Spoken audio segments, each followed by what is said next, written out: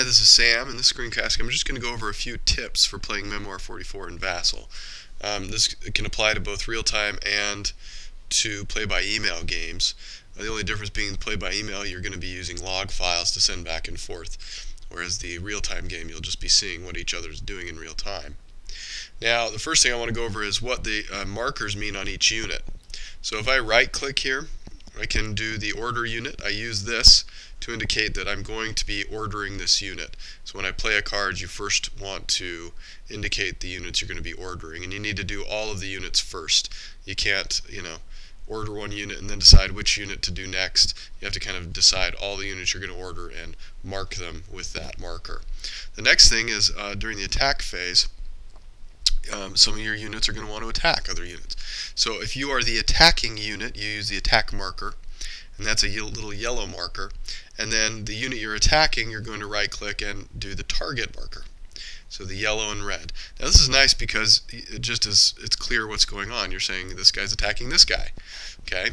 Now once you've done an attack, then and that unit has finished his turn, you're going to do a no battle marker. That creates that little blue X. And so now you know that this unit has been ordered, and there's nothing more for him to do that turn. Now on any of these markers, by the way, you can right-click on them, and if you do clone, it'll just copy that marker, or you can select delete. So if I've already attacked that guy and that attack is done, then I can just delete that marker. Let's look at what other markers we have. We have a take a hit marker. This is going to simply take a unit off of that unit. So this guy has 2 troops. So if I do take hit, he's going to have 1 troop. Okay. You can also recover hit. So if you play like the medic card or something like that, then I can recover a hit, and that'll take him back up to 2.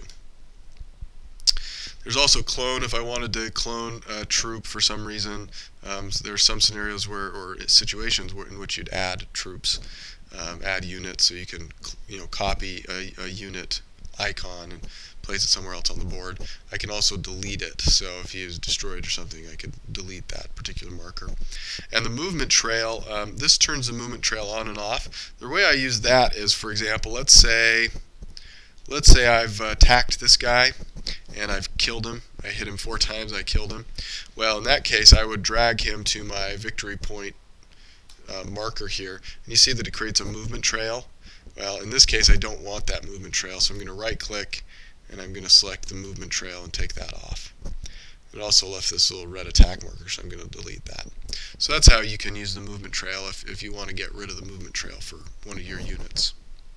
Now the last thing I'm going to show you is that you can actually type here in this bar what you're doing. So if you need to give additional instructions, so for example, maybe you need to explain, I'm 2 hexes away, and then minus sandbags.